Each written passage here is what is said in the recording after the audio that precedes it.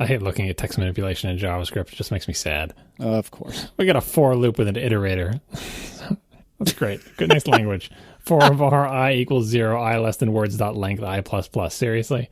That's every C-based language, John. Come on. No, wait, no, not necessarily. Iterating, even Objective-C has been iterating over collections without an explicit iterator for many, many years now. In fact, there's been like 7 different versions of the iterating over collections. Yeah, even PHP has that. It's just depressing. Every single JavaScript library implements their own each thing, and all the ES6 and all the other, maybe even the later versions of ES5 have stuff like this, but then you got to go back down to just the very bottom. JavaScript is the new PHP. I'm saying it. Don't forget to use triple equals. Avoid those coercions.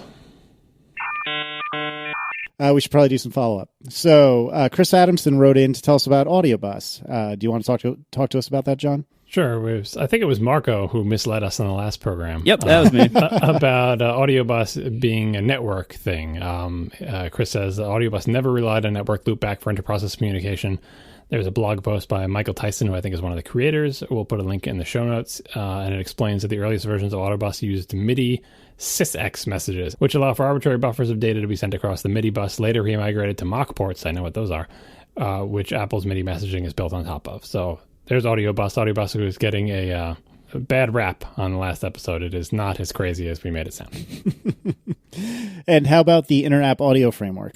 Yeah, and so last episode we were also talking about better supported APIs rather than, not that the random third-party thing is bad necessarily, especially since it's building on top of existing facilities like the MIDI thing and Mach ports, which are part of the kernel that's underneath iOS and OS 10 and Apple TV OS and the Watch OS and so on and so forth. Well, there is added in iOS 7 to the audio unit framework something called Inter-App Audio, IAA, that enables the ability to send MIDI commands and stream audio between apps on the same device. And so if there are a bunch of applications that support this mechanism, as I imagine there are after iOS 7, things like, virtual effects pedals, for audio applications that you can send audio from one app to the other. But of course, as Marco pointed out last time, Skype doesn't support these type of things, probably is never going to support these type of things. So there's still a place for an officially supported by the OS way to route audio arbitrarily, because all the audio is going through, or the OS the OS is aware that it's happening, and the routing capabilities are probably in there, which is how tools like Loopback and Audio Hijack work their magic. But the fact that they're using private APIs makes them a little bit dangerous to support over the long term.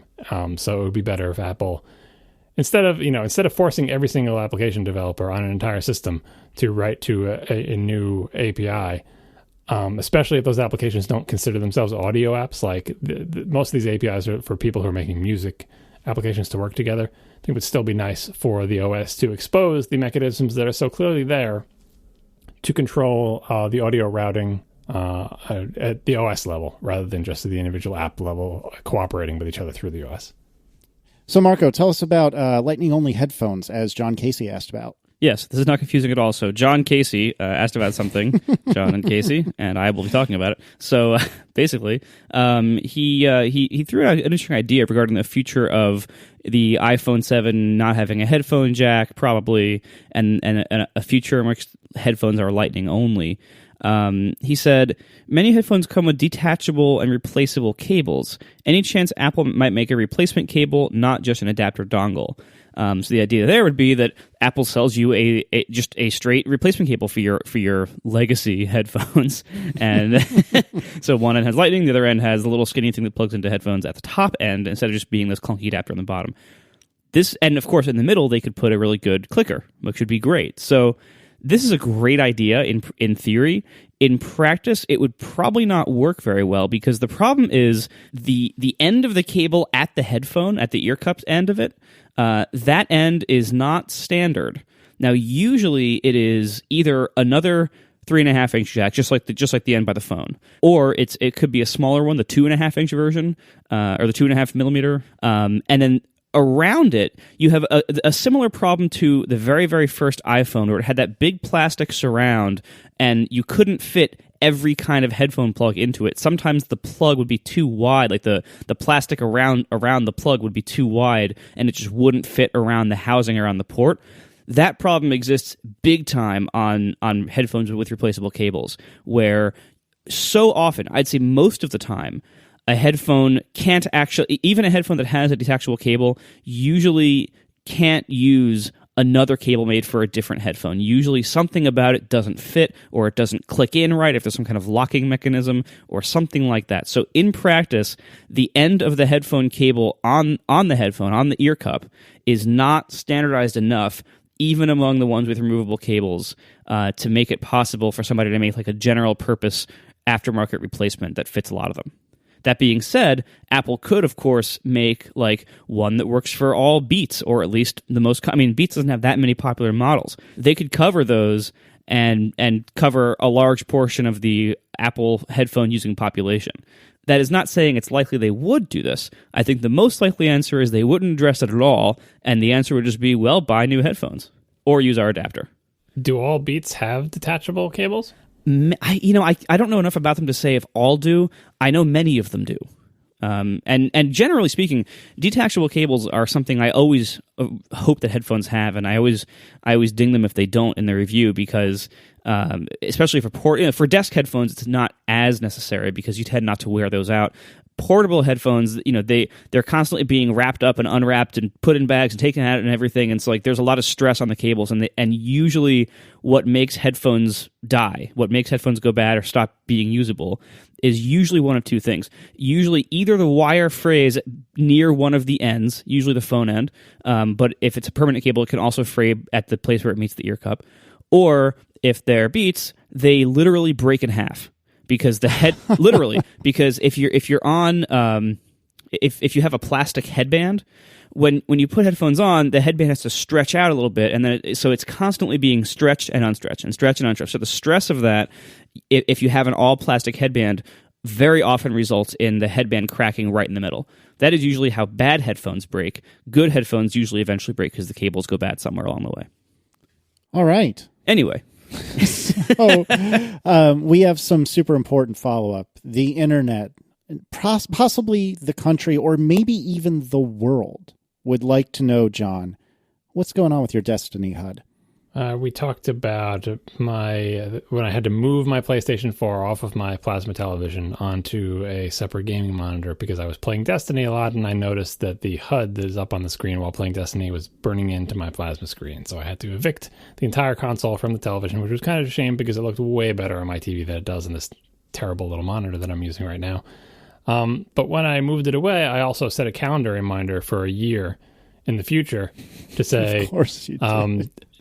Reminding me to check whether the Destiny HUD had finally worn off of my television. Because what I had heard from people who had the same model as me is that, yes, image retention is a problem, but in most cases it's not actually permanent. It just takes forever to go away. So I said, fine, I'll put a thing for a year. Some people say it took many months. Some people say it took multiple years. So I figure I'll put a reminder for a year. And it's not like I've forgotten about it. I've been watching TV and I've been looking at it. In fact, I'm always looking at my television. I was noticing that the Cartoon Network logo that I've complained about in past shows was burning in. But anyway, this is the year anniversary to the day, I think, probably to the day. So I took a look on my television in the various ways that you can do, where you're putting solid colors behind it and a pure white screen and stuff like that. And I can say that from a normal sitting distance, if I didn't know where the HUD was supposed to be, I wouldn't be able to see it. I think a normal person would not be able to see it. I can barely see only the super bar, the big bar that fills with color as your super gets charged up and turns yellow when it's fully charged. I can barely kind of make out where that used to be. No other part of the HUD is visible, and that, even like I got up really close to television. I'm like, am I just imagining that it's there? Because I remember where it was. Of course. Right? I would have loved to see this. So it is almost entirely gone. You can totally see the big C and a little bit of the N in Cartoon Network. So that's a good, thing to compare it to. Like, I can see the CN, and Cartoon Network has been banned from this television as well now. But so I say that the Destiny HUD experiment, Destiny's not coming back to my TV. My PS4 is not coming back to TV, although I might move it back for an individual game or two. But I wouldn't play Destiny over there. But anyway, it has faded substantially. So what looked like permanent image retention was not actually permanent. It just took a really, really long time to go away. So I suppose I'll put another calendar reminder in for a year from now, or revisit for a second year to see if it's really, really gone. But at some point, I just want to replace this TV with a fancy OLED one. So people need to start making better televisions. The theme of every episode: people need to start making better televisions. They do. John Syracuse. This is a bad time for TVs. I'm trying to wait it out. I felt like I bought at the right time. I bought the peak of the previous generation of televisions, and now I've just to endure this until we come out the other side. Yeah, it does seem like you bought probably the best 1080p plasma that will ever exist, and probably the best plasma that will ever exist. And now you just kind of have to wait for like when 4K gets non-stupid. Well, yeah, no, they got to work out all the HDR stuff and work out their standards there and get the OLED kinks worked out. Like there was a fancier model than the one I got, but it had slightly lower brightness, and so I sacrificed, and it was also more money. And I was like, it's very similar. It's really too close to call, and I think the extra brightness will be what I wanted. But yeah, I bought pretty much at the right time, and I lucked out with the fan noise and everything, which I was afraid of. That turned out not to be an issue, especially compared to my previous television, but.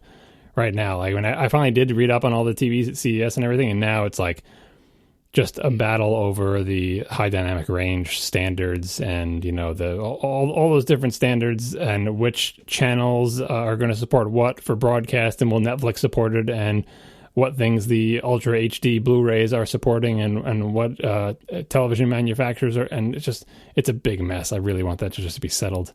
And then of course OLEDs, you have to make a few generations of OLEDs before they get that all worked out. So there's a long way to go here. I mean, a lot of the HDR standards are being supported by televisions that can't actually display the entire range of the HDR stuff yet. So yeah, 2 or 3 years probably.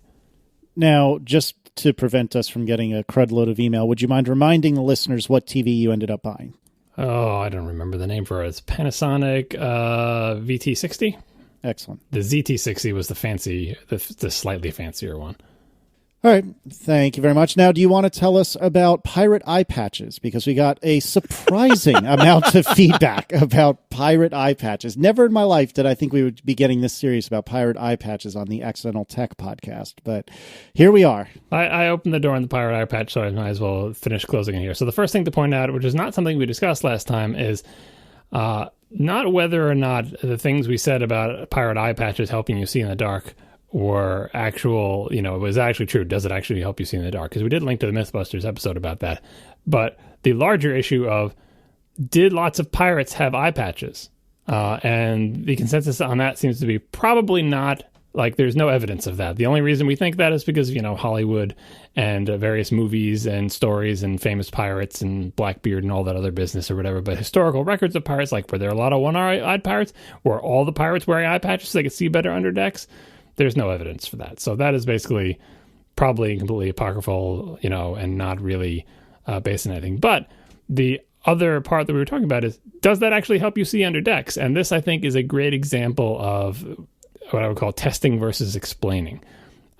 Somebody sent us a link to this other podcast that had I forget what it's called, but it's like a Q&A type podcast where they ask questions they had an expert on to answer, and the question was like, hey, if you put an eye patch over your eye, would that help you see better?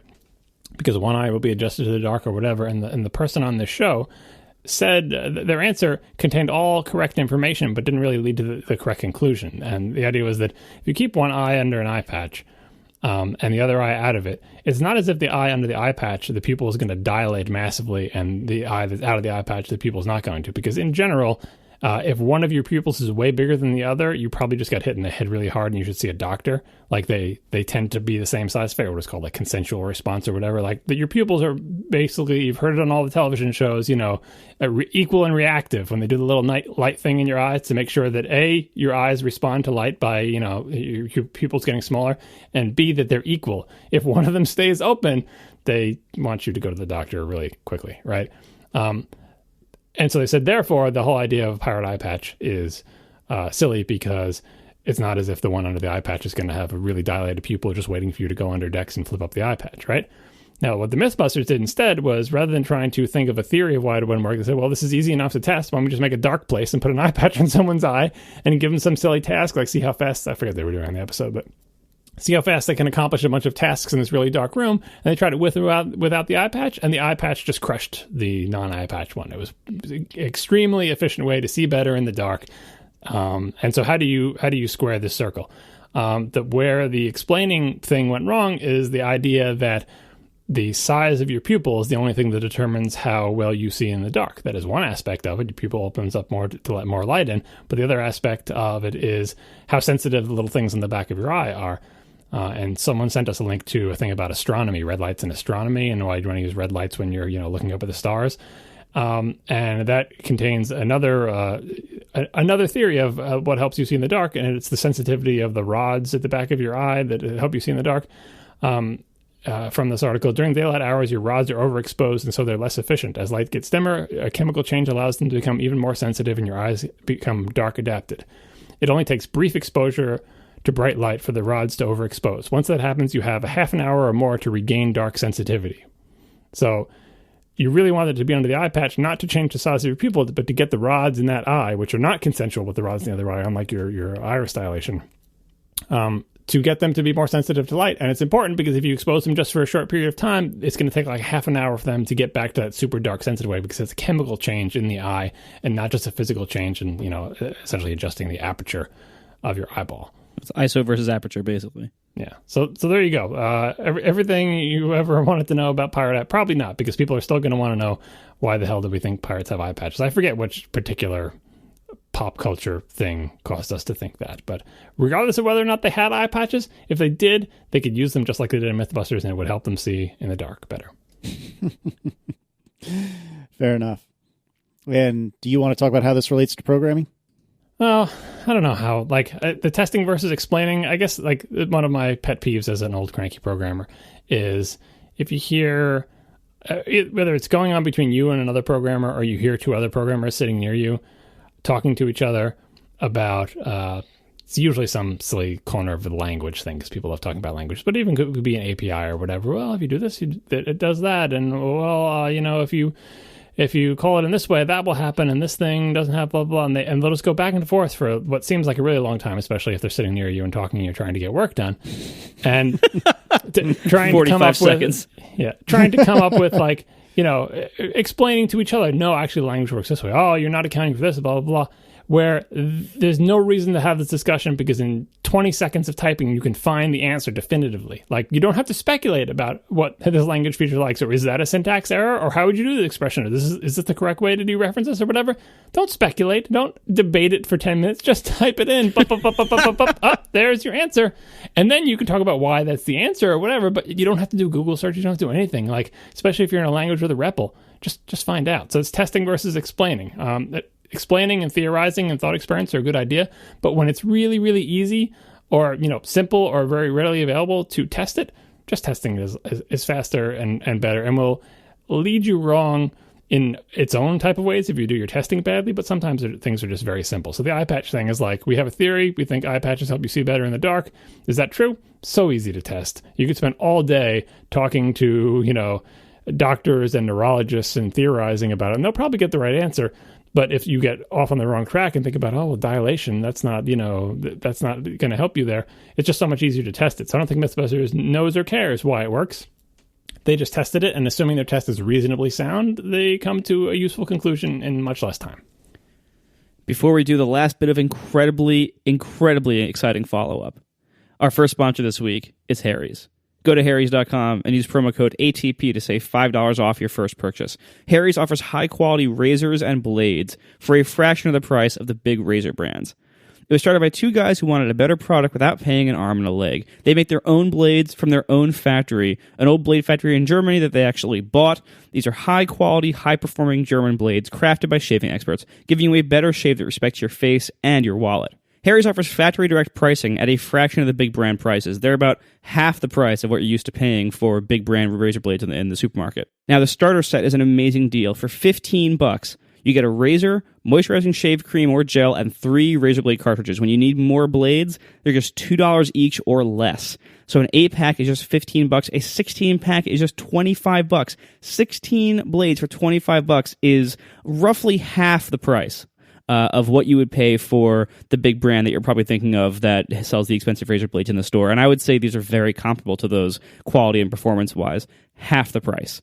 So with Harry's, you get comfort, closeness, and convenience at the ridiculously low price of under $2 per blade. It's also very tastefully designed. You get these nice, heavy, weighty handles, kind of like a modern Mad Men kind of aesthetic, really nice aesthetic, high quality stuff, feels good, looks good, comes in great packaging. The website's nice and easy to use, and the shave quality is very good. With Harry's, you get all of this, all at half the price of the big brands. Get started today with a set that includes a handle, 3 blades, and shaving cream for just $15, including free shipping right to your door. Harrys.com. Use promo code ATP to save $5 off your first purchase. Thank you very much to Harry's. Now, the incredibly interesting follow-up that we've been holding off on this whole time. Yes, this is riveting and really important. Actually, I joke because it is kind of silly, but I was really interested to know where the crap is the serial code or the serial number on a VESA mount iMac. Yes, because we discovered last week that the serial number for a regular iMac with the big foot is on the bottom of the foot. Right. And so the question was, if you get one with the VESA mount that is like that custom monitor mount in the back that doesn't have the foot, doesn't come with the foot, where would they put the serial number? Right. And so we figured, probably would be somewhere on the mount or what have you, because where else would it be? And sure enough, James McCain has written in and included a picture. This is professional level follow-up right here.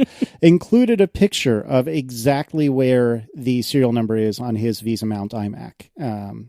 And so it turns out it is, if you flip the entire machine upside down, it's kind of printed in there right by the fan. Is that the exhaust or intake in the back? That is exhaust. The intake is the big ridge in the bottom. Yeah. Fair enough. So anyway, so that's where it is, as it turns out. I was waiting for Jason Snell to let us know, but apparently he's not caught up on the show. I'm very upset at him. But James McCain has saved the day, so thank you, James. I remember back in the day, speaking of serial numbers, that if you got certain repairs done to, say, your laptop Mac, the serial number would change because they give you a full motherboard swap or whatever.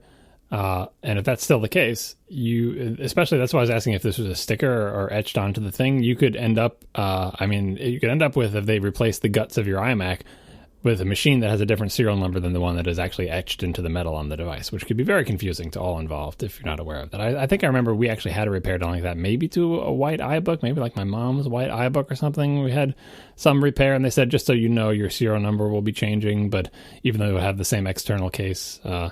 Anyway, I don't know if that's still an issue, but it always struck me as weird that they would attach the serial number to the physical device, but it's really connected to the innards of the device. So you could end up in these scenarios where things are wrong. I think they can also, I don't know, this is another thing for geniuses can send us. I think they used to be able to change the serial number of your motherboard by flashing it back to the old value, but I don't know if that's a thing that they did. Yeah, so friend of the show, Stephen Hackett in the chat, is saying, crap, I lost it. Oh, they have to reserialize the boards, and usually that comes with a sticker you put over the etched serial number. Also, the tipster in the chat is saying when the serial is changed for laptops, they will often swap the bottom cover with one that has no serial. Yeah, they have to give you a sticker. Oh, the indignities. Yeah, we fixed your Mac, but by the way, here's a sticker to put over the beautiful laser etched in serial number that's there. No thanks. Yeah, I would. I mean, the good thing is that on laptops it's a problem. On the desktops, at least they're hidden away in places that you'd never see it. But if it's on your laptop, now with the modern ones, that's on the outside on the bottom. You would totally see that. Well, that's why I was saying giving a bottom thing that has no serial numbers. Then you can be like Steve Jobs with no license plates on his car. Yeah, totally off the grid. Untracked by Apple's serial number readers. I'm untraceable except every other aspect of my computing life. Yeah. Right. Untraceable except by all the software on the computer. I just love how deeply offended you guys are about the thought of having a sticker on your computer. Well, look, either you're a sticker person or you're not. If you're not, the idea of any sticker on there is horrible. That's the whole reason we buy Macs, is we wouldn't have Intel inside, NVIDIA powered, all these powered by invention by Asus, all this stupid stuff they put on their computers and on the PC world. And here we don't have that. If you are a sticker person, you probably want better stickers than the stupid Apple serial number one. All right, so moving out of follow-up, Apple earnings were, as we record, last night. It turns out they made a lot of money. Go figure. But there's a couple things that I think are interesting.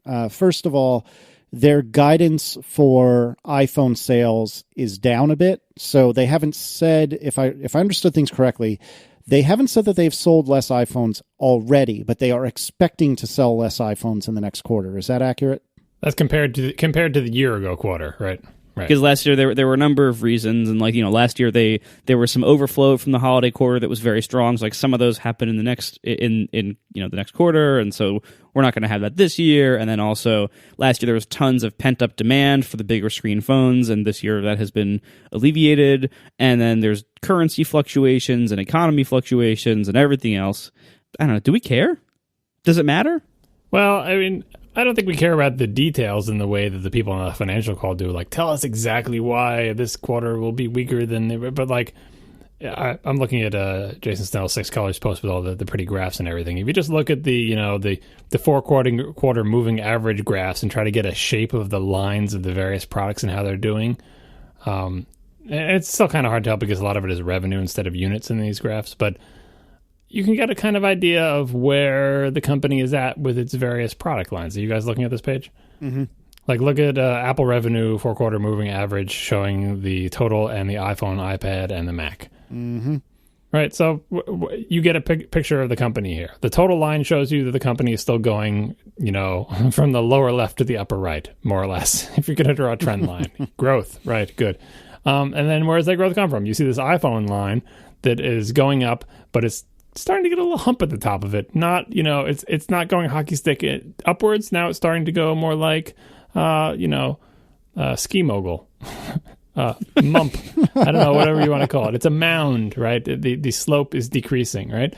Along the bottom, you have the Mac, which always on these graphs looks like just a flat line because the fluctuations, the Mac is so low below the iPhone that the fluctuations are barely visible.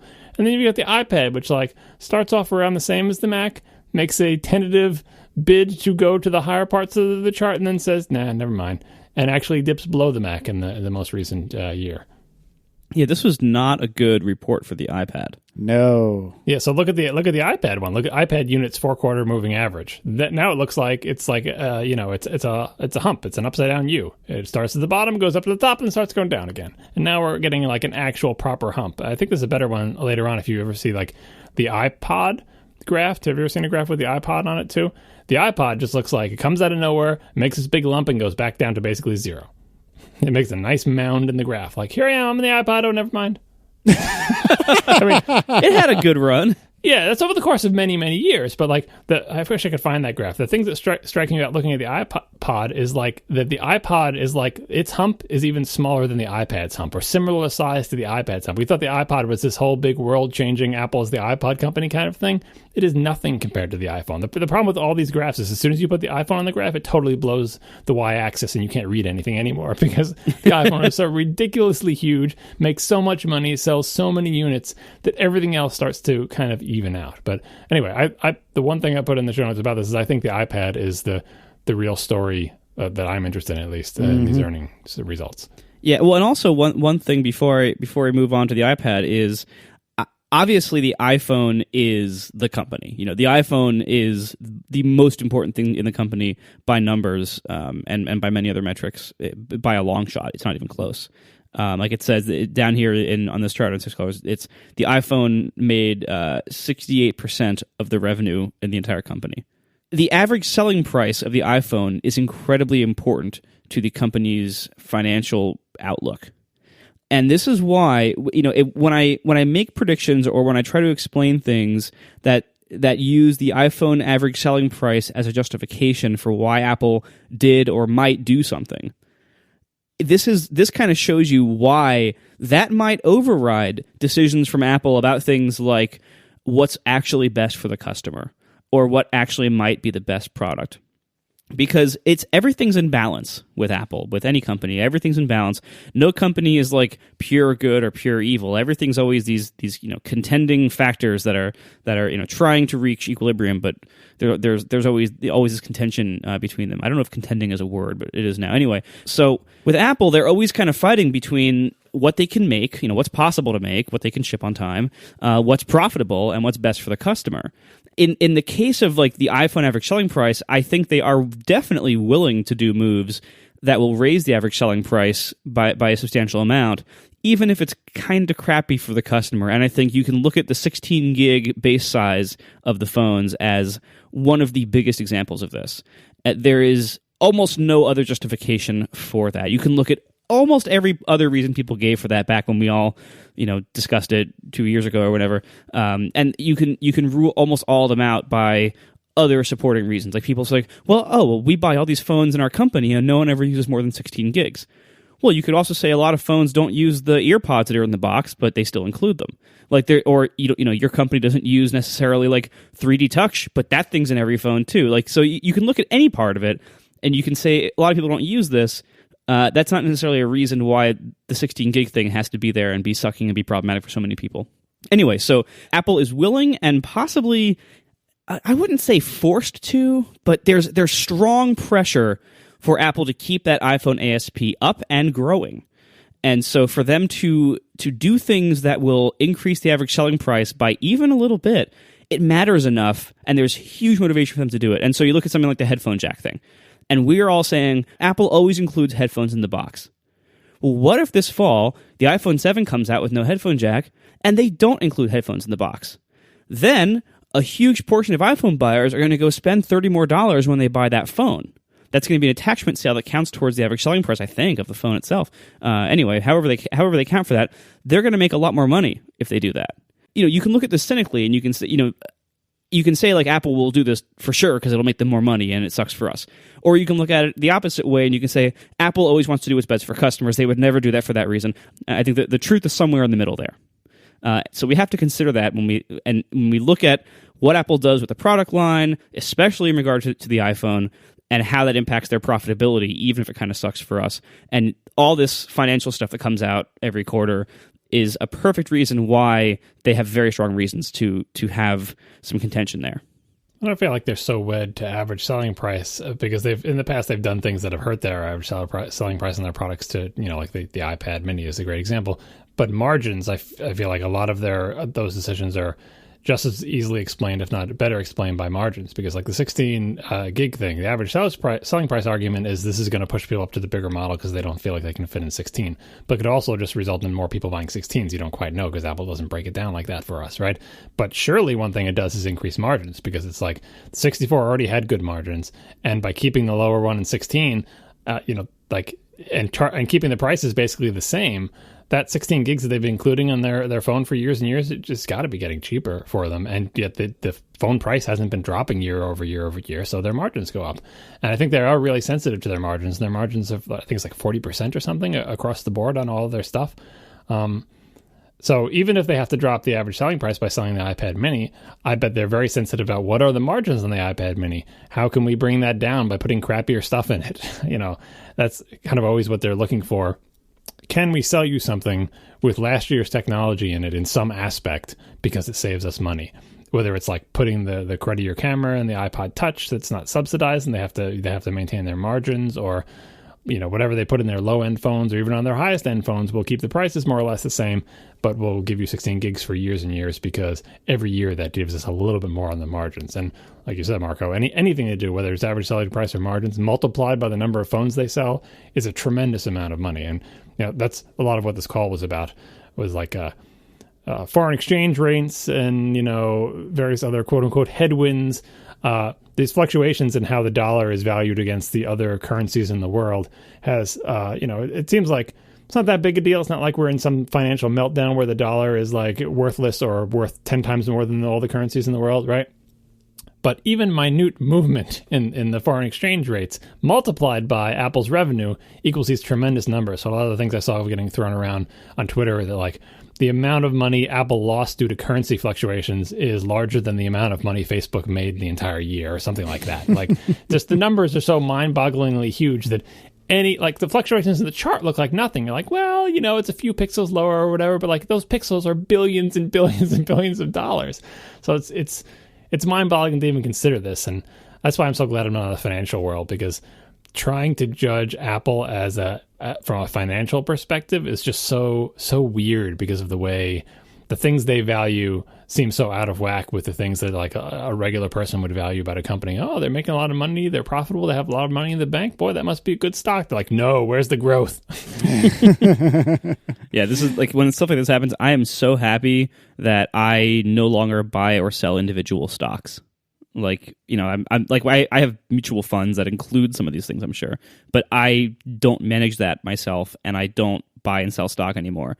I'm so glad, because I would think of things like, you know, the way you were, like, I would think of things like, well, you know, Apple's doing great, they have great prospects, they're making a lot of money. Why did their stock just take a dive? Like, and it would frustrate me like crazy. And of course, that isn't how the market works at all. Like the market, everyone says the market is stupid and doesn't understand Apple. No, the market is doing its own thing. It's not stupid. There's a lot to be said about it that's bad, but it's not stupid. There's some stupid. Like, usually the stupid manifests in the other way, where companies are overvalued for, like, because that, you know, it's just another form of gambling. Buy low, sell high. How do I know what's low? Well, low is something that's going to be high later, and so a bunch of people will get together and say, "Look at that company. That's going to be super high later," and, you know, bid it up and have astronomical valuation because it's based on the potential. This could be really high later. Boy, if everybody decides to buy this person's thing, this will be great. But, you know, it's basically, it's speculation. What do you think is going to be high next year? Is it going to be Apple? Is Apple going to go up by 50% by next year?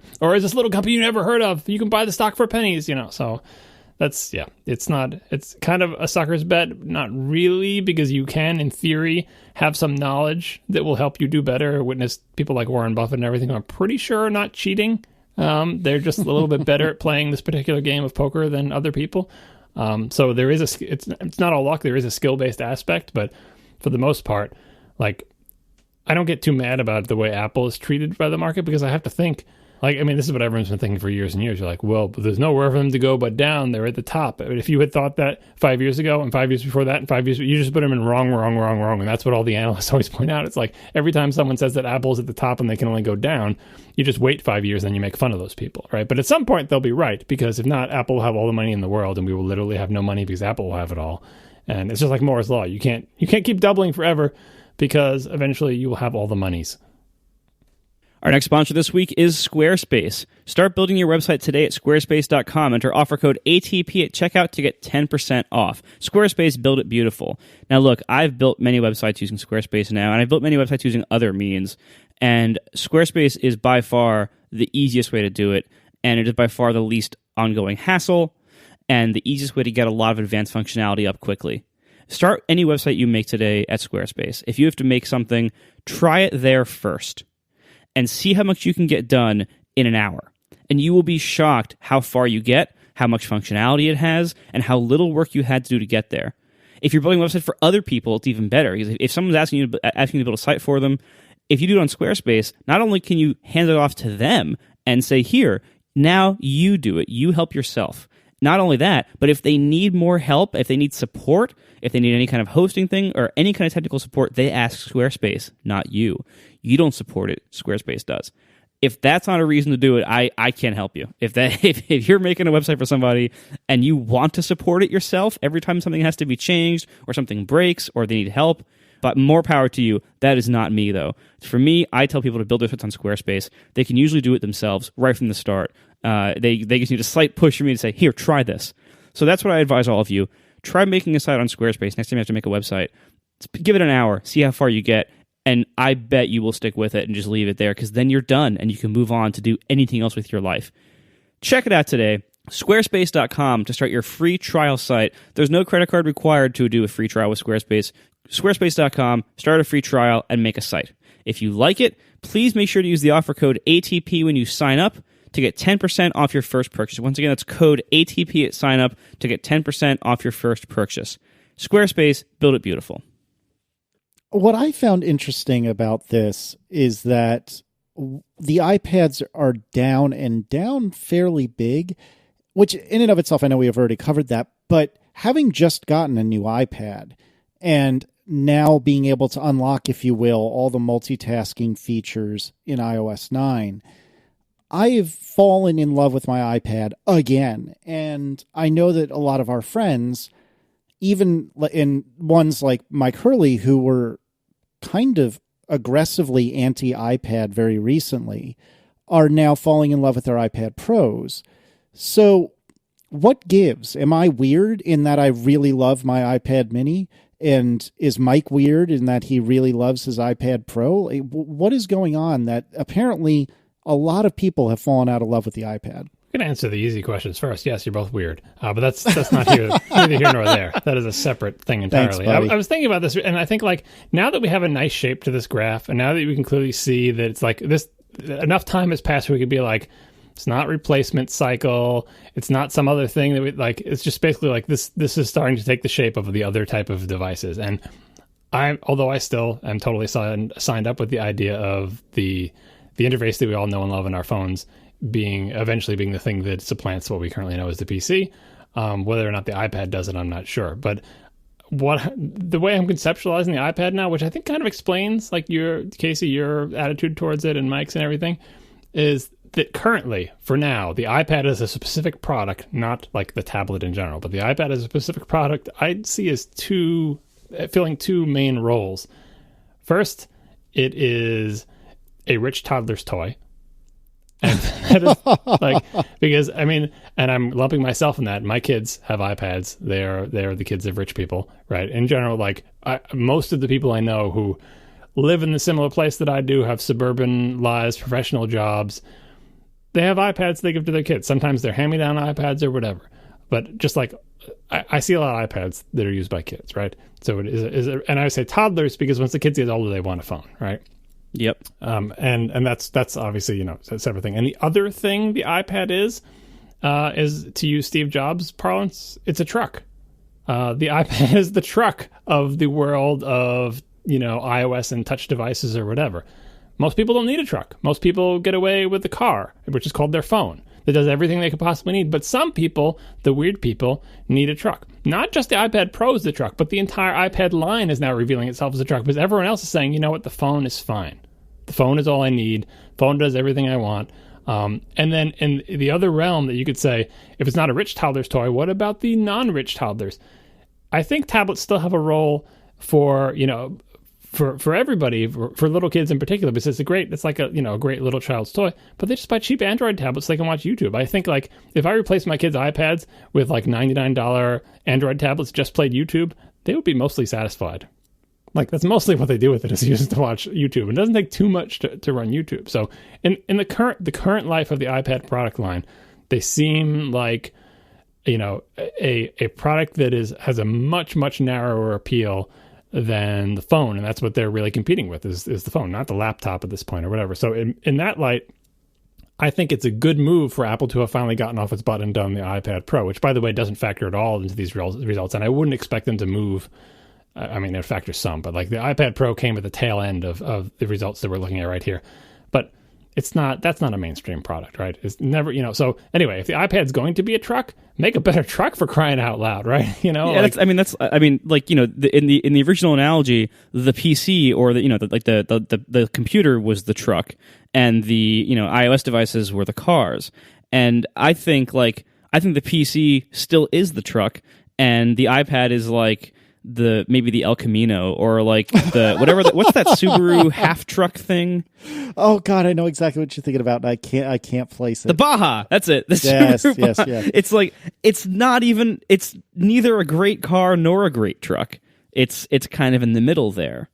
There's a reason why the El Camino is not made anymore and the Subaru Baja is not the most popular car. Nobody looked at the Subaru Baja and said this is the future of cars. The same way, like, everyone looks at the iPad and says, this is the future of computing. But it is. Like, it totally is. Like, yeah, no, it totally is. I mean, we have it borne out. When they say that, they mean, like a thing that is not a PC, because it's totally not a PC, right? That you interact with mostly by touching. And it is the future of computing, because that's what everybody does. But but they do it on their phone. It's like, oh, well, is the tablet a separate thing for the phone? Or is it just the same exact thing as the phone at a bigger size? And it is, but it's like, why would you need that bigger size? Well, most people don't. Most people, especially with their big honking phones, most people, that's all they're ever going to need. Like, the PC is still this separate thing, but if you just set aside the PC entirely and just look at the computers that most people use for their personal computers are their smartphones at this point. And why would you ever need one that's bigger than your big phone? Well, that's kind of like the truck of the phone world. Like if you pretend PCs don't exist, which basically as far as my kids are concerned, they might as well not exist. Like so many kids like your parents have a computer, but why would you like? I'm waiting to see if my kids will ever ask to have their own computer. They asked to have their own iOS devices and phones without any prompting very, very early. None of them had even said, "Hey, I'd like to have my own computer," because the computer is something that your parents use. So it's categorically different. So that's why I'm refocusing and saying, now forget about that crap that your parents use that you don't understand. That's in some other room and has this thing attached to it with or without a wire, and think about your world of computing, which is a bunch of these screens. Most of them are like, I just want a phone. I can talk to my friends. I can watch YouTube videos. I can listen to music. I'm good to go, right? And maybe I'll go into my parents' room to type the papers or whatever. But sometimes they might want something bigger to do more truck-like things. And I'm not entirely sure that this upcoming generation, it's going to occur to them immediately to say, oh, now I need a PC. Rather, they might say, I have weird needs, so I want one of those big fancy iPads. Now, the Subaru, is it the Baja? I thought it was the Brat. But anyway, they're both true. The Brat is the very old one, which is actually what I was thinking of, and the Baja is the newer one. It was actually called the Brat? Yes. Mm-hmm. They had it written on the side of it. It was great. Wow. Right on the little like C-pillar equivalent on the pickup truck hybrid thing. Can't imagine why they changed it. Yeah. But like the reason that I think is apt is because we all recognize that the iPad is not a great truck. And the iPad Pro is a step in the right direction to say, give us an even bigger screen, give us a stylus, make more room for the multitasking stuff that you've added, right? It's a baby step in the right direction to really being like, if you're going to go truck, go all the way. But even if they succeed in that endeavor, even if they say, oh, now the iPad is the truck of the new family of computing devices because this entire family collectively is the future of computing, and some people need to do fancy stuff like, say, run Xcode on their iPad or whatever the hell they're going to be doing 10 years from now, right? Does that suddenly mean that this iPad sales curve that we see making a big hump and going downhill is going to reverse? No, because most people don't need trucks. Like nothing can save the truck from being the truck. Nothing can save the computer that most people don't need. Nothing is ever going to make the Mac Pro like sell like the iPhone. Nothing is ever going to hockey stick any of these things up. And so for now, for the iPad product specifically, you just used hockey stick as a verb. That's right, I did. It's a well-established verb on the show. Oh my god. Yeah. Nothing is going to change the inherent nature of that. And even the PC, it's like, well, what if iPads replace all the PCs? Go look at the PC trend lines. Those aren't great either. The only thing that has been going upward, like a hockey stick, has been the phone. And even the phone is leveling off a little bit.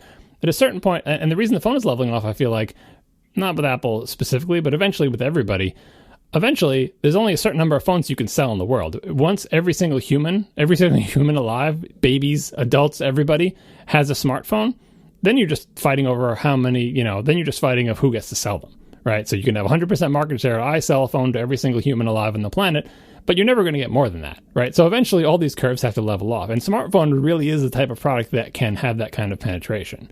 So when I look at the iPad curve and I see it going down and I see the phone leveling off, the phone is like, well, Apple, you got to compete with the other phones that are out there to make sure you maintain your market share. And the iPad, I just feel like it is slowly growing into its destiny as the truck of the new world of computing. But I just think it should be a better truck. I agree with some of what you've just said, but I see a better future for the PC than I think you do, and than a lot of people do. And again, I think you're right. It's not going to really go up from where it has been. I think it's going to go down a little bit and then just kind of level off at some point where like the PC really is the general utility computing device, and that is incredibly powerful. And there are so many things that we can all call them edge cases. We can say like you look at so much of what iOS devices can't do, and so many of them seem like, well, almost no one needs that, and that's true. But almost everyone needs like one of those things, and it's kind of like the world of people who need computing tasks or abilities that the iOS devices and that worldview of computing can't address is a pretty big group of people. So I think the computer will always be relevant in the same way like Microsoft has always been relevant. They used to be dominant and the only game in town, and now Microsoft is this kind of like mostly ignored, boring company that no one talks about, but that still has a great business and is still, very useful to a lot of people. No one really talks about Microsoft, but their stuff is still very, very popular. It's financially seemingly okay, and like a lot of people rely on their stuff to get their work done. And I think that the PC in general, whether it's Windows or Mac, I don't make that distinction right now. Like the PC in general is so general purpose. It is so capable. It is so unbounded by so many of the restrictions that modern mobile devices have, both physical and software restrictions. There is always going to be a market for a more customizable, more open architecture, more like hardware diversity kind of platform, because there's always going to be edge cases. And as these mobile devices get smaller, simpler, more locked down, fewer ports, everybody, come on, like all the stuff that we celebrate as consumers, as like, oh wow, this is great, it's getting thinner and lighter, and everything's even more locked down than it was before, thanks a lot. Like there's all of that is very powerful in certain ways, and if you're making something that's going to sell as many units as possible to as many people in the world as possible, that is a good way to do it, and that's going to keep working. I always say, never bet against the smartphone, it's very powerful. But I don't think that has to come at the expense of the entire PC business. It will come at the expense of some of the PC business. But again, I don't think, like, not a lot of people are saying, you know what, I don't even need a computer anymore, I'm just going to use my phone for everything. Some people say that with the iPad, and so the iPad is certainly more of a threat than the phone is. But I think it's much more likely that, like, the people who are still using PCs today, even when good tablets are available, I don't see a whole ton of them making that jump if they haven't already. No, but those people all die. Like that's the way it works. Those people all die, and the people who were formerly using PCs, like what we're waiting for, maybe not the iPad specifically, but tablets in general. The idea that something without the paradigms and the complexities that we currently associate with personal computers, that tablets can eventually replace them, and that maybe eventually the things that we think of as tablets now will eventually be called PCs to distinguish them from the phones. But they won't, because they won't be running Windows, they won't be running OS X, they won't have like disks that you mount and volumes and exposed file systems and all the things that we associate with personal computing now. That's why I'm talking. It's important to differentiate between the iPad as a product, which Apple may never get their act together on, right, and the tablet as a whole. The idea that a future computing device should be more appliance-like, and probably also mobile, because again, with the Moore's Law stuff, like having lots of headroom to put powerful, heat-hungry things in there is fine, but at a certain point, you can't, like, at a certain point, we need another technological breakthrough to increase compute.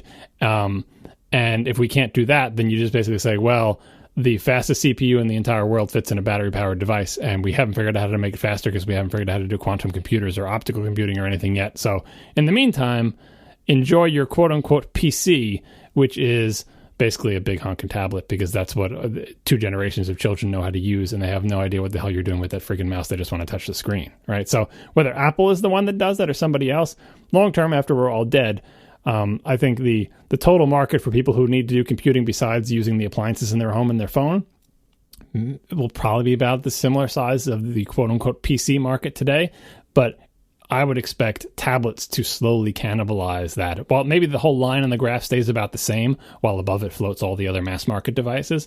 But that's where the tablets are battling, down there with the PCs. Who is going to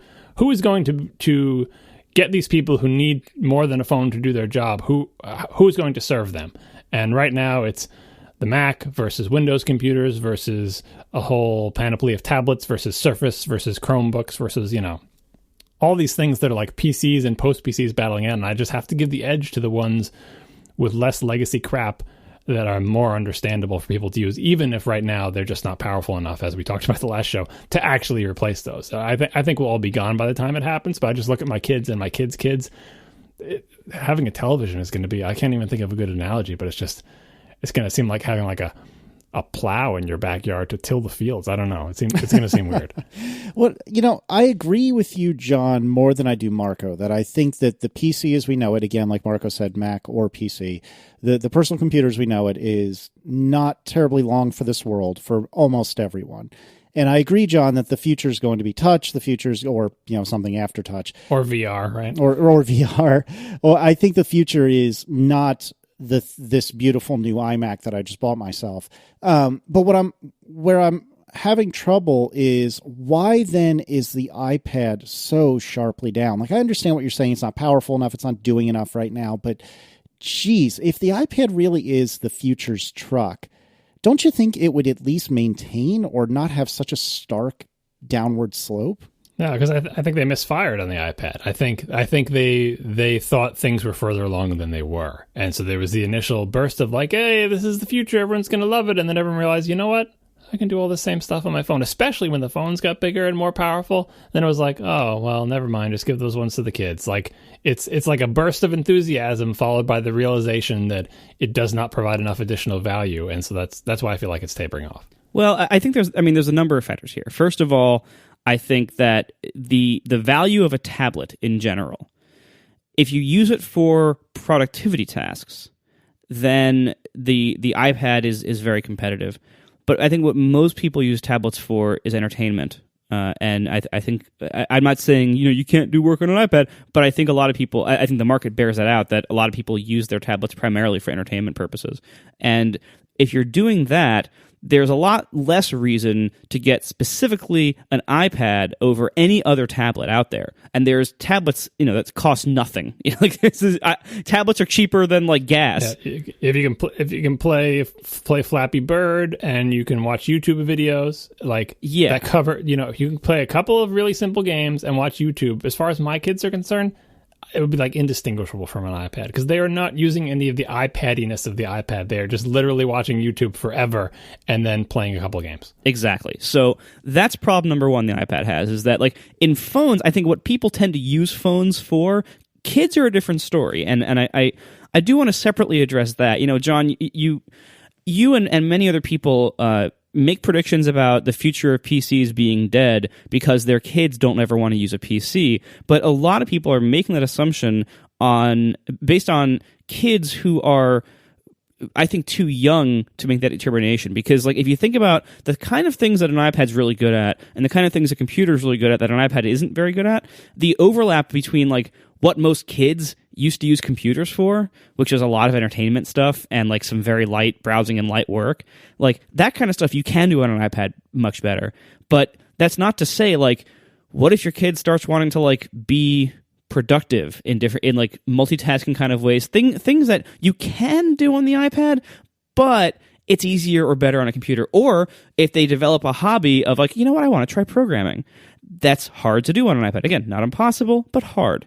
And some kinds aren't possible so far. But there are things that as kids get older, if they want to type a paper for school or whatever, you can do it on an iPad, but in many ways it's easier on a computer. And you haven't met any kids who prefer using the keyboard on a screen than a physical one? Have you met those kids yet? Because they exist. Yeah, no, I know they exist, but they're terrifying. What I'm saying is, I don't think we can make the call to say kids these days aren't going to ever use computers, because I think kids these days are too young to know that they're never going to use computers, and for us to know that. Well, I mean, it takes multiple generations. Let's say what you say. It takes multiple generations for it to turn over. Like I said, we're all going to be dead. Maybe our kids will be dead, because it's the same way that you still do things that your parents do just because your parents did them. It takes a while to turn over, but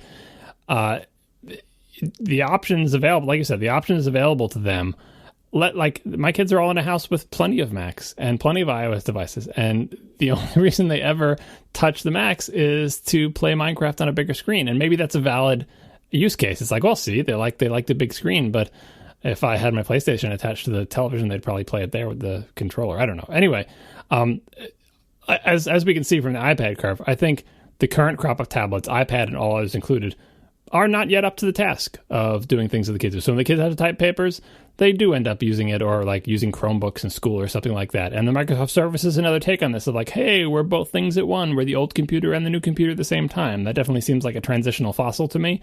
But what I'm looking at long term is we're not there yet, but that seems the direction things are going. And it only takes a couple of generations of people dying before all these concerns that we have. When someone listens to this podcast, 100 years from now, it will seem ridiculous that we're even debating this. In the same way that it would seem ridiculous if you were listening to people debate about whether people will actually be able to use a computer with a mouse to do real work. I mean, I was alive for that debate, and it was fierce, and people were You could have done the same thing. It's like, well, my kid's been born into a world with mice, and they're going to only use mice. Like, well, but when they get a job, they'll have to use a computer without a mouse to do actual work because the only computers that have mice are toy computers. That's just the way things go. Like, so maybe it's a pointless thing to even talk about because if we're all dead, do we really care that much? But I think it's interesting in light of this iPad graph because it's like it's the future that we think is coming, but the graph shows that it's not here yet. And what the graph may also show is that Apple may not be the company to nail it because this was their shot, and either they were too early or they just fumbled the ball and didn't hit the mark with their first attempt at this type of product. And, as we keep saying, we're basically, totally outplayed by their star product, the iPhone, which everyone has basically voted with their wallets and their feet to say, this is what we want right now. iPads, convince us later, maybe. Right, well, because at the same time that the iPad has been, going along and getting, improving every generation, the iPhone has gotten better and bigger. And the Mac has gotten smaller and lighter, and so it really is being squeezed on both ends. If you're willing to carry something now, especially with the MacBook One, only a little bit bigger than an iPad, then if you need keyboard and touch input and a PC style OS, the MacBook One is going to be better for you than an iPad, even an iPad Pro, at that kind of task. On the low end or on the small end, if you need a portable entertainment and consumption and communication kind of device, an iPhone is now able to take a lot of that, and especially with the 6 Plus line, it's taking even more of it potentially, and because that has the benefit of it's always in your pocket, it's always with you, and you probably paid less for it up front than you would have for an iPad, and all these different benefits.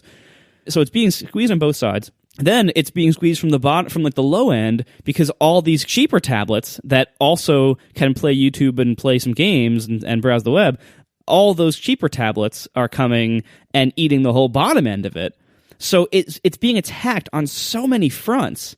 And the good thing is 2 of those fronts are owned by Apple. And so, it's being cannibalized by other parts of Apple, so it's not necessarily a horrible thing for Apple. But I think I don't see a way out of this for the iPad anytime soon. Maybe long term. Maybe you're right. You might be right long term. I'll give you that. But in the near term, the things that tend to improve quickly, relatively in computing, is the basic hardware specs, the speed, the quality of the screen and stuff like that. That stuff improves in the short term. The biggest challenges to the iPad, I think, are pretty deeply rooted software architecture and software limitations and input, both of which are not solved so quickly and easily.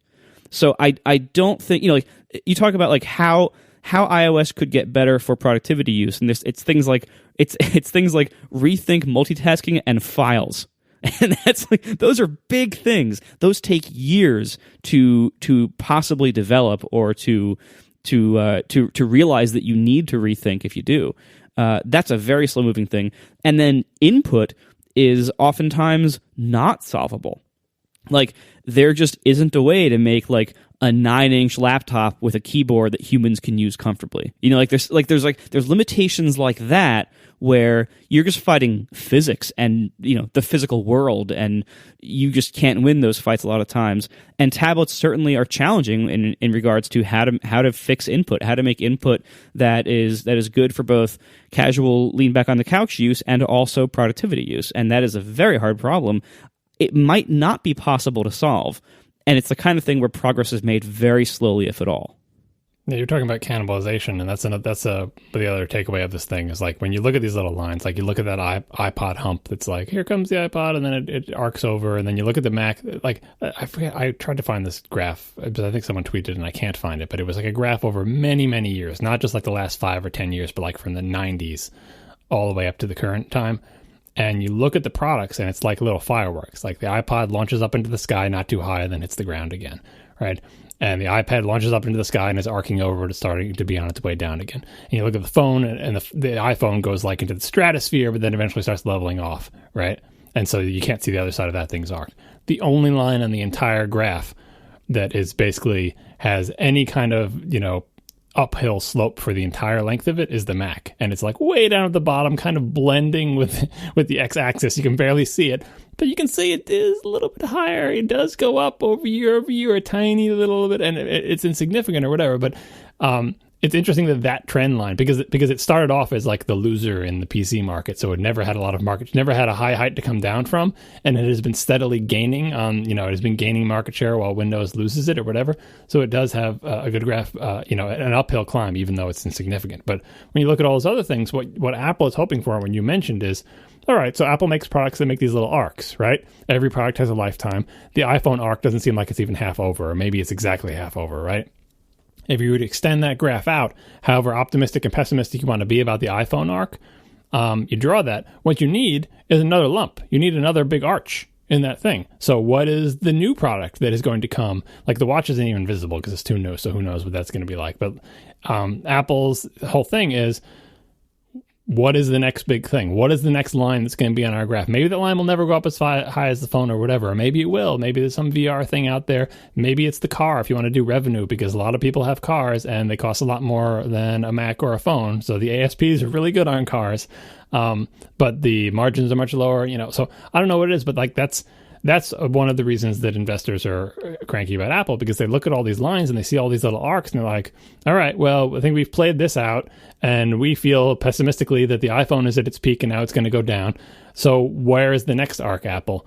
And right now there is no convincing answer, and it's Apple's job to come up with that. And I agree with you that the iPad Pro is not going to turn the iPad thing around, because even if professionals love the iPad Pro, there's not a lot of them, right? So you have to either let the iPad arc follow its course down to the baseline and then start again with another tabletish product, or you need to somehow transform the Mac into a tabletish product. I don't know how you do that, like just semantically how you could ever get there. That's why I still feel like the iPad must rise again in a new form at some point in the future. Or if not, then maybe Apple loses that and someone else does it, right? Maybe, who knows what ends up winning in this, but I just feel confident that the PC is the past, and we are the last great PC generation is already alive of people. I mean, well, it also, a lot of people, like in our walk of life here, and by that I mean geeks like us, a lot of geeks just deny the role of fashion and trends in things, and we try to make everything more logical. We try to justify things, and we don't understand fashions or fads, really. What if tablets have been a fad? I know this is crazy. I know this sounds like the champion of the computer trying to optimistically say that, oh, tablets are just a fad and computers are going to come back. So I know this sounds crazy, and I'm not even saying I believe this. But I think it's worth thinking about. But you're not saying computers are going to come back, though. You're just saying tablets are a fad. It's two separate things, right? Right. So I think it's worth considering, though, what if the entire idea of tablets had their peak already? And that, in the future, like the kind of casual, or the future of computing was already here earlier than that. It's the mobile phone. It's the smartphone. And that, what if that is really the future? And that tablets were just kind of this thing that for a brief time, the whole world was kind of like in love with, kind of infatuated with, but it was actually just a fad. And now we're kind of realizing, you know what? I think I'd rather just have a good phone and then maybe a good laptop also.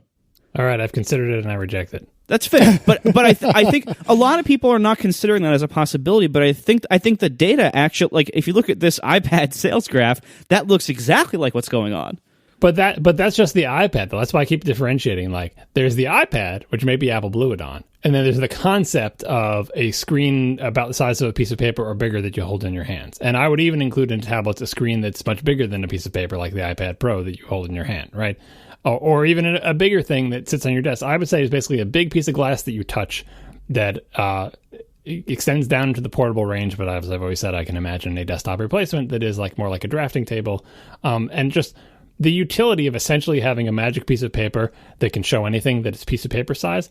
Like, once that becomes like 99 cents, like the computing part of that is so, again, as the price of compute drops to zero, of course people are going to want to have that, because people want to hold things in their hand and read them and look at them and watch video.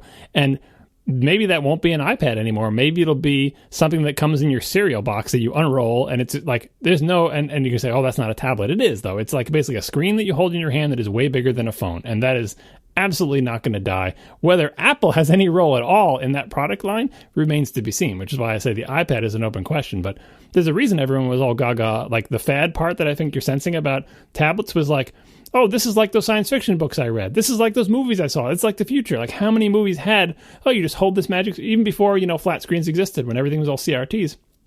Every science fiction story, back hundreds of years, like, oh, I just hold something that looks like a piece of paper, but it can show any image anywhere, and I can see anywhere in the world, and I can watch moving pictures on it. That idea is never going away because it has an amazing utility for people like us who have eyeballs in the front of our head and hands that we can hold things up with. Like, it's, unless VR, retinal imaging, or any sort of like interior mind type thing happens, or strapped to your eyes thing, until that comes and wipes all of this away, having something big that you hold in your hand that is a screen, that idea, it will never die because it has such amazing utility. It just could be that Apple is not the company that either brings that to us, benefits from it, or like it gets it right. Because if you just play out current trends, eventually, what will it take to have something to give your toddler to watch whatever the equivalent of YouTube is, right? Maybe that'll be $1.99 in a drugstore that's a rolled up piece of plastic that the kid can just do anything they want to, and when it gets destroyed, you just throw it away, right? Because seriously, the electronics, the cost of the electronics and everything to sort of get internet access and play video and stuff, that's going to, in our lifetimes, be so incredibly trivial that it'll be nothing. I was going to ask you, John, what would make the iPad, cross that hump and be the thing, or any tablet, but and I think you just covered it in a lot of ways. But I was thinking, when I got my first iPad minis, this is 2 years ago now, the iPad mini with Retina display, I had given Erin my iPad 3, so the first full-size iPad with a Retina display. And I'd given it to her, and I'd set it up with her iCloud account and iMessage account and, some of the apps I thought she would use a lot. And I gave it to her, and I think in those 2 years, she has used that iPad 5 or 10 times, because it always ends up that she starts with her phone almost always. Everything she does is on her phone. And then if for some reason something she's working on is easier or just better suited for the truck, for her Mac, then she'll go to her MacBook Air and do that thing there. But generally speaking, for Erin, it's her phone, and the iPad isn't even a thought. In fact, most of the last 2 years, the battery's been dead because neither of us ever touches it. And granted, this is only one data point, and that doesn't exactly make a line by any stretch of the imagination, but it certainly bears what Apple's results are seeing, which is that the iPhone is going crazy, the Mac isn't doing bad, and the iPad is just not even there. Well, I mean, to be fair, by unit sales, the iPad and the Mac are kind of neck and neck right now. But the trend line is very clear that the iPad is on its way down, while the Mac is still on its way up. Yeah, barely on its way up. Kieran Healy in the chat tried to give a bunch of charts, but it's not the one I was thinking of. One that showed all the lines together, all different colors, and you just saw the only one that was steadily climbing uphill like a snail over the course of decades was the Mac, and it was just hugging the bottom of the graph. Totally insignificant volumes compared to the other firecracker products, but it's we're still here. We're still clawing our way up. That's both sad and heartening at the same time. But I when I think about the car, and there were some rumors about the car this week and everything, I think is that the next thing that's going to... I try to imagine what a car line would look like on this draft. Imagine they do as well as Tesla, and they sell, some piddling amount of really expensive cars to people with a lot of money, and the self-driving stuff doesn't work yet because it's not ready. But cars are really expensive, and so the revenues will be high, but the margins will necessarily be lower. And it's what does that line look like? Does the car line look like the iPod line? It certainly doesn't look like the iPhone line. Does it look like the Mac line where it claws its way up, or do they just can the car and it's a bad idea and they should really concentrate on something else? And then the lines we can't even think of, though. VR is the current question mark in the world of is this a thing people are going to want to do? Because at this point, the number of people who have done VR stuff is just a bunch of gaming enthusiasts, and that will be the case for a long time. I don't know what the next big thing... I remember several years ago when we were talking on the show, maybe the watch is the next big thing. Maybe it is, but if it is, it's definitely got a slower ramp up far as we can tell. Well, like at this point, it's still early, right? But the watch is the next iPod. In the sense that, not in the sense that the iPod, like, it was gone now, but in the sense that, like, it's an accessory. It's something that serves a narrow range of roles very well, but that not everybody needs a device to serve that narrow range of roles, and also that is not going to replace your phone. Yeah, I mean, like, or maybe just wearables in general. Like, it's very difficult to think of something that is ever going to be like the next iPhone, because the great thing about a phone is that literally every adult in the world probably could conceivably use one, right? And that's a big market. How many products can you say that about? Maybe cars? Not really, because most people don't have cars in the world. They have bicycles and motorcycles if they're lucky, and whatever. Like, you're just trying to think of something that everybody could find some utility for some values of everybody, and it's very difficult to think of that. A watch is one. Like, well, sure, something you hold on your wrist that tells you the time. That seems like a broadly useful thing that you could sell a lot of, but you can't sell them for that much money, and I don't know if you're ever going to be able to sell everybody in the world a $691, which I think was their ASP on iPhone, $691 watch to everyone in the world. No. Like, so maybe they'll just get the high end of the watch market, just like they have the high end of the phone market. I don't know. I don't know what the next thing for Apple is, but when I look at these graphs, if I was to continue the x-axis and go from 2016 and extend that out for another 50 years, and let me just continue drawing the lines of all their current product lines, I see, like, how optimistic can you be with the iPhone line? Like, if you were to continue to draw the iPhone line, you know what it looks like. It's a big thing, goes up, up, up, and the slope starts to level off. How do you draw that line? Do you just draw a straight line out into the future and say, well, smartphones will continue for the next 50 years pretty much as is? Or do you make it go up more, or do you make it slowly go down like the rest of the things? I don't know. We are also sponsored this week by Fracture. Fracture prints photos in vivid color directly on glass. Go to fractureme.com and use code ATP10 to get 10% off. Now, Fracture prints look amazing. They are these nice little, like, squares or rectangles, or big if you want to go big. Go big or go home. These nice little or big squares or rectangles. They offer a lot of options. And these prints look great. They're modern. They're clean. They go edge to edge. They don't need a frame or anything. They are their own self-contained thing. They replace the need for a frame. It just looks like a nice modern photo presentation. You can hang it on a wall, or you can stand it up on a desk. They make fantastic gifts. And we have them all around the house. We've given many of them as gifts as well.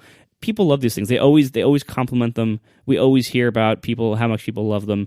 And you can do everything, of course, online. So it's great. Like, if you need a last minute gift for somebody, do it all online, have it sent to them, and you're all set. It's a perfect way to celebrate holidays, fun, whatever else. Valentine's Day is coming up. You could do it for that. I really recommend checking out Fracture for these beautiful photo prints in vivid color directly on glass.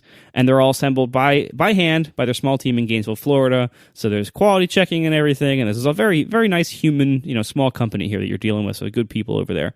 You can get 10% off with code ATP10. Just go to fractureme.com to check it out. Thanks a lot to Fracture. Once again, code ATP10 to get 10% off. Thanks to Fracture for sponsoring our show. All right, Marco. Is the iPhone 7 going to be waterproof? We're running a bit long, so let's keep it to just that question. Is it going to be waterproof? Why? I mean, why are we talking about this now? I mean, I think the answer, is probably, it'll probably be very close. Just like the iPhone 6S is very water resistant. It is not waterproof, but if it happens to get wet, by most people's estimations and some little tests here and there, it seems to fare better than the other ones. It gives water a stern talking to. Yeah, because it has extra seals. It has like these extra little seals like all over all the things on the board and everything, and so it is certainly water resistant to some degree. It's unadvertised this way, but that is how they seem to do it. If they drop the headphone jack, that might be a reason to make waterproofness a headlining feature, because that might help tame some of the anger that will result from losing the headphone jack from customers. So I think it's possible. I think the 6S and the watch both show that Apple, and the watch I think is a more interesting example of this, because the watch has openings. It has a speaker. It has a microphone. As the crown too. Oh yeah, right. Yeah.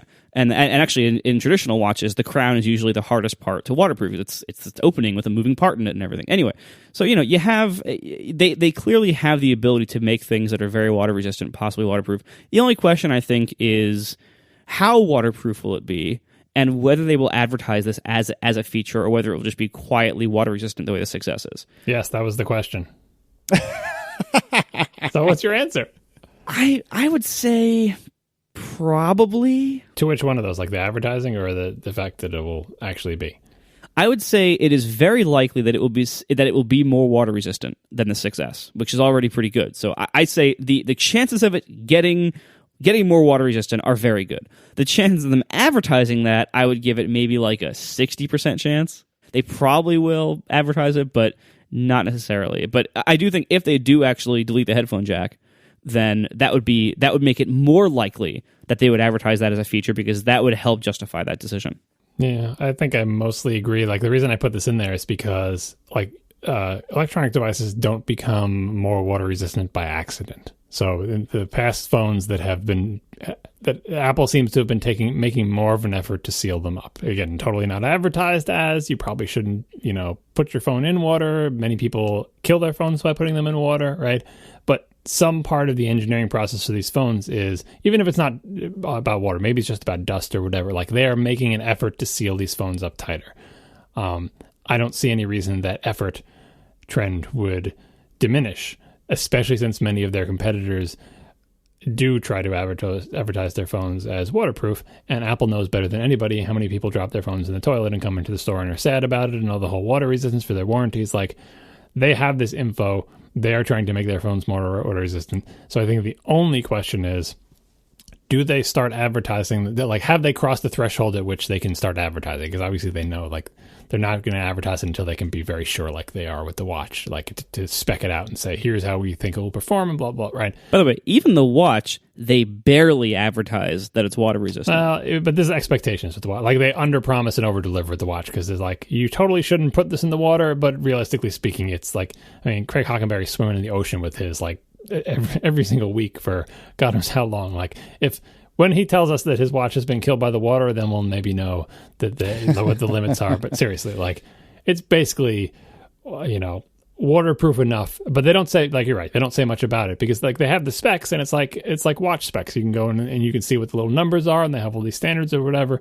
But the phone, they don't say anything about that. Like, do not bring your phone near water in any way, right? And so at some point, they'll be able to say something about the phone with respect to water. So I think that is coming.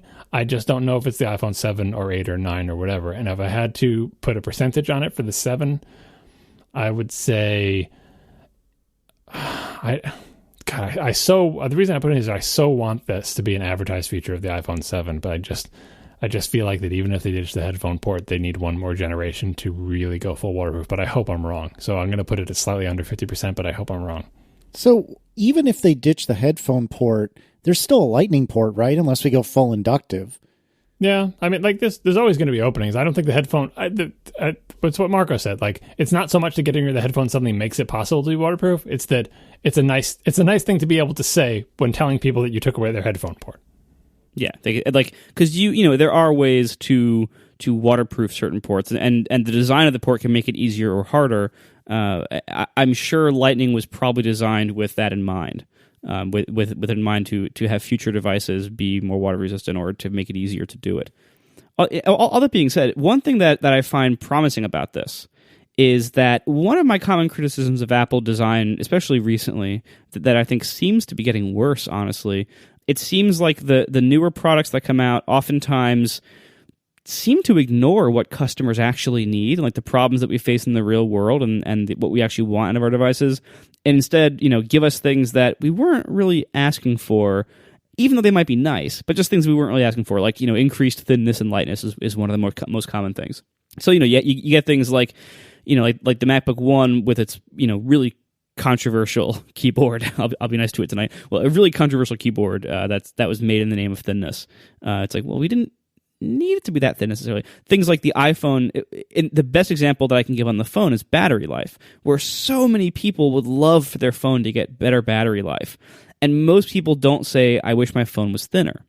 in general, I see this happening at Apple, and I'm a little saddened by some of this. However, if you look at what else people really want out of their iPhones, very high on the list is resistance to damage. And the two kinds of damage that happen most to phones is water damage and dropping damage. And so if they can make it more durable and more resistant to shattering or scratching or cracking of the glass surfaces, and if they can make it more water resistant, that will seriously benefit a large number of customers. That is very promising in that Apple is clearly trying not only to make things super thin so Johnny Ive can be proud of them, because it seems like they don't really know what else to do with the physical designs, but they can also at least solve real customer problems, things that were really big, that really affect a lot of people. So that, I think, is great. And if they're doing stuff like this, if they're improving waterproofness and shockproofness at all, those will pay off big time in actual customer benefit. So, Casey, what's your answer? I think that if the headphone port goes, absolutely. I think it might even be so far as, hey, we made it waterproof, but oops, we had to make the headphone port go away. It's just the way it had to be. I think it's probably going to be, I don't know if it'll be advertised as, full-on waterproof, but I do think we will hear something advertised about significantly increased water protection, for lack of a better way of phrasing it, or water resistance, I guess.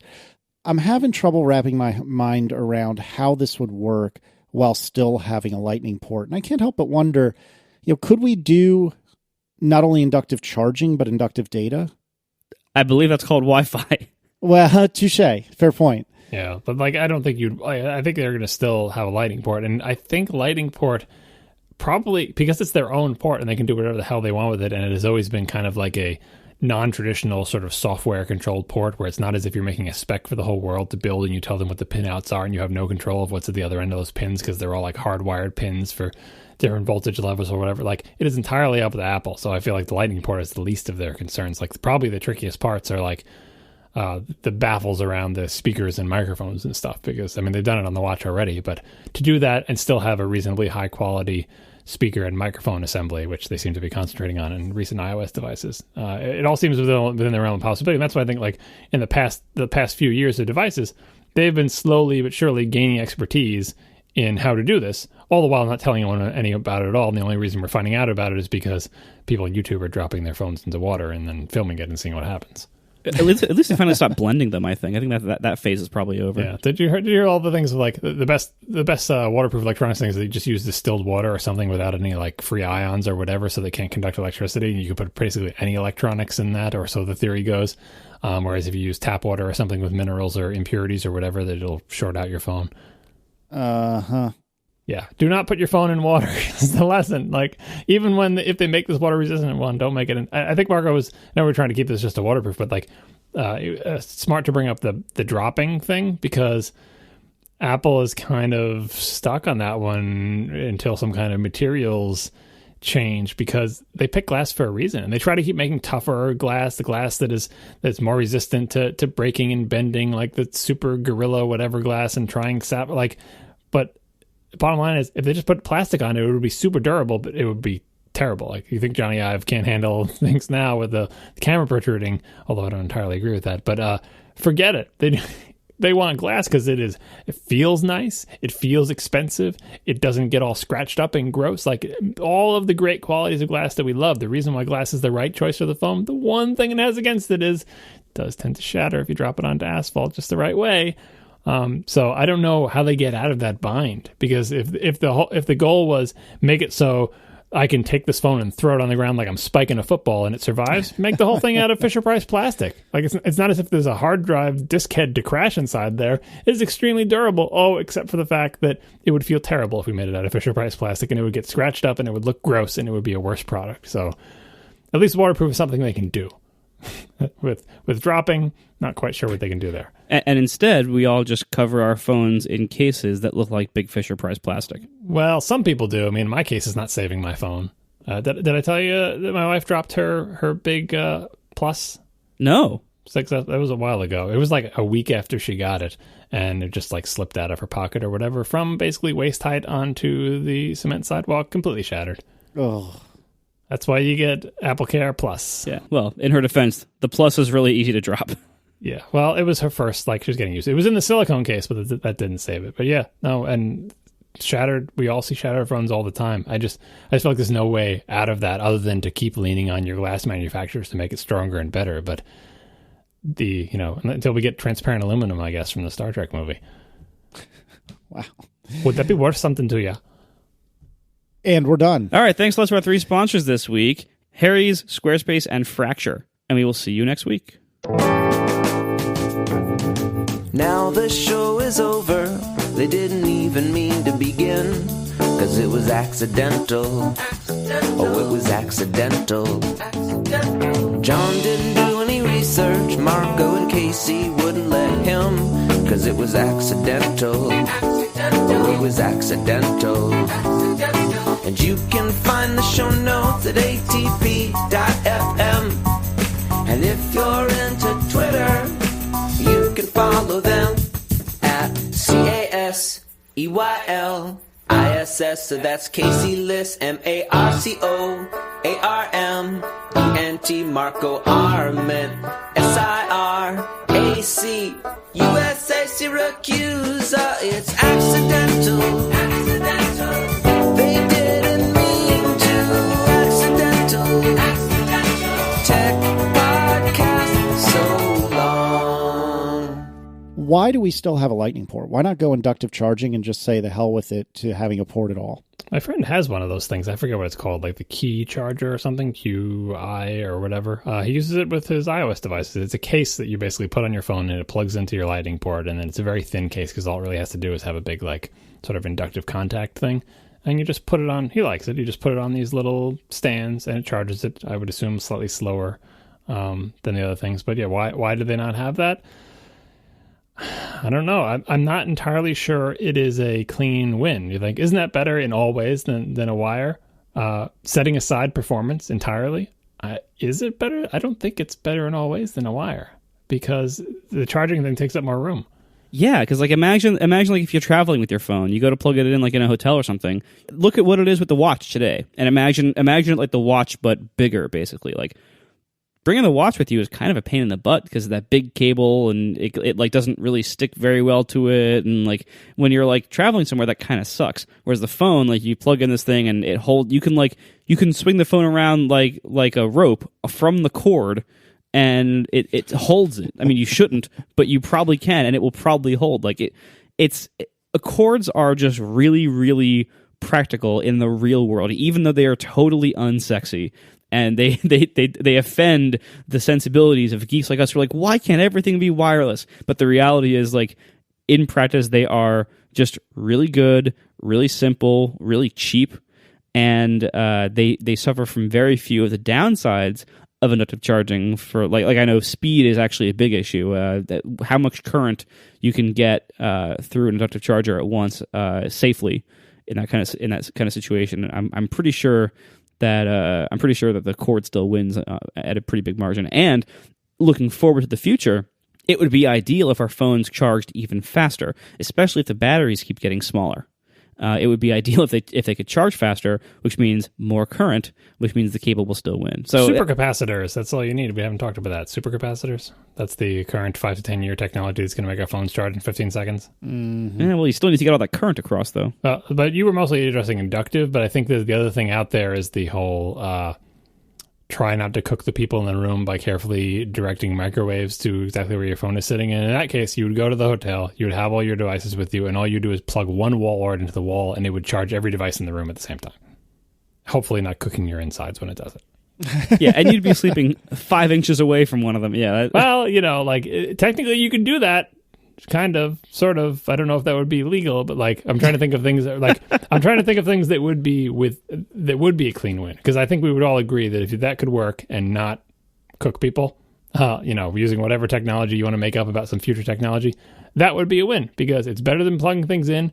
You don't have to have a bunch of pads with you. It does all of them at once, and it's fire and forget. Like the same way that Wi-Fi is like, oh, now, for most people, I don't have to wire my whole house up. I just put this one thing in the corner of my house, and then internet is everywhere. If you put this one thing in the corner of my house, and charging is everywhere, that would be cool. I would buy that if it didn't cook me.